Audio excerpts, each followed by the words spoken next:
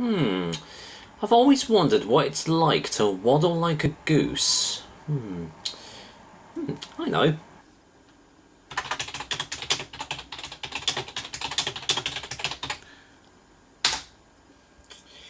Okay, very interesting. Hold on, there's a video here. Let's click on it.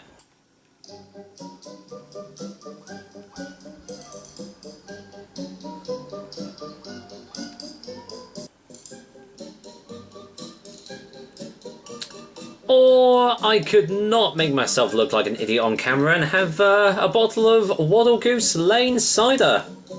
I know which one I'd go for.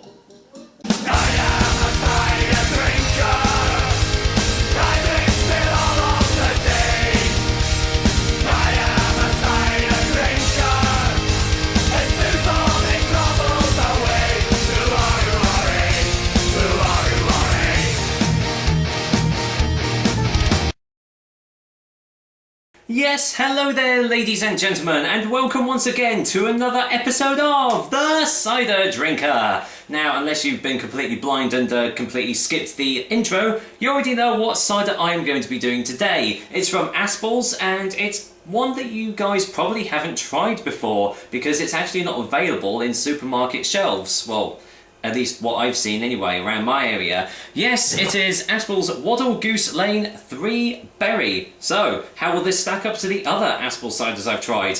We'll find out soon, but as always, let's get the lowdown on Aspall's Waddlegoose Lane 3 Berry. Aspall Waddlegoose Lane 3 Berry is available in these 500ml bottles, which is the only way you can buy it as well. The alcohol percentage is 3.8% ABV, and with most mixed fruit drinks it doesn't say what it's going to taste like on the bottle. The price on the Aspall website is £2.70. Not sure if you can get it for cheaper or not, but as it's off the official website, I'd say that's probably the average price for this cider. So yeah, the Waddlegoose Lane, obviously based in Suffolk, and this is actually where Aspall produce their ciders, and this is their other range that you, I think, can only get from their shop online, or if you actually visit their farm shop. Once again, this has been kindly sent to me by Beers of Europe, once again Britain's biggest beer shop. I will put a link to them in the description, as always. So yeah, once again, thank you very much for sending this cider over to me to have a little go at. But I do like that they've got the, if I bring that over a little bit, you can see that they've just got the little map in the background of Suffolk, like pretty much where they make all their ciders from. As you saw, well, in the description, yes, it is 3.8%, so it is kind of a lower ABV cider that we have here, just shy off the average of 4%. But does that necessarily mean it's going to be a bad tasting one? You never know. Anyway, on the side it says, a sparkling cider with the essence of raspberries, blackcurrants and blueberries. Blueberries, that's a different one. The aroma is of heady, rich berries. The sweet palate is balanced by the acidity and sourness of the hedgerow fruit. The finish is clean and moorishly dry. I won't let that, affect my review in any case, because I know, when you hear tasting notes, then you go, oh yeah, it is really really dry or something like that, if you read the description, even though it says it's a sweet. And yeah, just cider with hedgerow fruit on the front. So that's it. Let's go get this top open. There we are. Right, let's see what I make of it. Let's go in for the whiff test first. Well, instantly, I'm getting blueberries over everything else. That smells so much better than those other blueberry ciders I've tried. Oh dear. But this smells very fresh, almost like you've just gone to the supermarket and picked up a fresh pack of these fruits, or you've just picked them straight off the hedge. Yeah, the more you smell it, the more the aromas kind of change. Now I'm getting more of raspberry. It doesn't say it, but a slight hint of strawberry in there as well. Actually smells really nice, so gonna get it poured in the glass and just see what I actually make of it. Yes, I had a feeling it was going to be this colour. I'll show you when I bring it up close to the camera, but obviously it's a mixed fruit drink, so it's not going to look the typical cider colour. Let's get it all in. I don't think there's going to be any natural sediment in there. There we go. Right, let's turn the light around and have a look at the colour. And as you can see, lightly sparkling, very pinkish hue to it, as is to be expected because it is a berry mixed fruit cider. But yeah, very light, quite clear as you can see. I mean, you can see my hand behind it and everything. I don't need to show you that. Looks rather nice. I'd imagine the carbonation will settle down a little bit more as I do this review, but yeah, looks very nice. Any more smells on the glass? Sadly, now it is smelling a little bit more of a typical mixed fruit drink.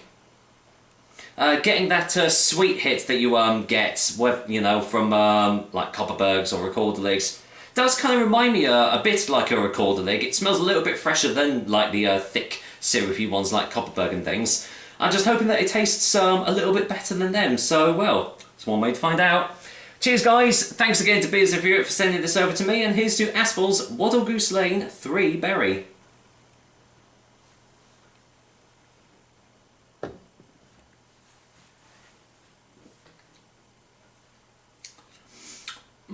Really, really thick mouthfeel. As soon as I took that first sip, it was like I was it almost like I had just taken a spoonful of jam. It was that really like full-bodied. Totally not what I was expecting like from the colour, because that looked quite light. Let's get a second opinion.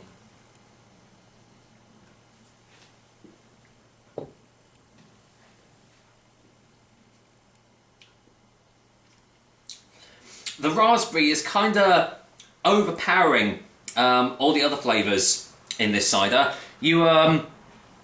It did say it did have raspberries in it, yeah. As I've seen with other like mixed fruit ciders, there seems to be one fruit that kind of overpowers all the other flavours, and it seems to be the raspberry this time. Just underneath that you can taste the blueberries, just underneath it. But I'm still not getting any clogging up in the back of the throat where they've added sugars or anything like that. Obviously there's no like massive alcohol hits because it is only 3.8%, but it's left my mouth feeling slightly dry. I'm not getting much acidity that they said in the tasting notes. Let's get another one.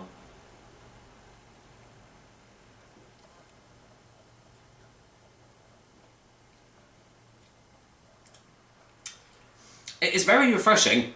Very, very refreshing for a mixed fruit cider, and because you're not getting that clogging up in the back of the throat either, it's kind of easier to drink, even though it's more full-bodied. I don't know if there have been any sugars or sweeteners added into this bottle, because it doesn't actually say anywhere. It just says contains sulfites. That's all it says. So I'm going to say that there hasn't been anything artificial added into this, but I don't know off the top of my head if there has been or not. But compared to the other mixed fruit ciders that I've had, especially Aspall's own ciders, it's kind of the same, but it's a little bit different as well, because as I said, it is a lot more full body than them. It gives off a nice dry finish that the other ones don't have. So yeah, it's a very easily drinkable mixed fruit drink. I mean, it's not really any like massive taste sensations, but what you do get is very, very pleasant, and yeah, I would buy it again. Maybe not for £2.70. That is probably like on the higher end of this sort of thing. I would say this is probably more like a £1.99 job, somewhere around those lines. But yeah, £2.70 is kind of pushing it for this sort of drink. So let's go for a final taste before the final verdict anyway.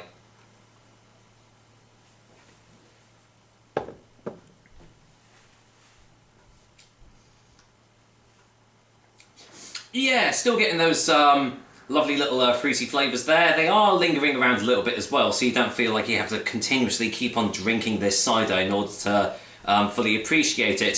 So as I said, if you can find it for cheaper than £2.70, I said around about the £2 mark, I would highly suggest go out and get a bottle of this and give it a go, because it is a very refreshing cider.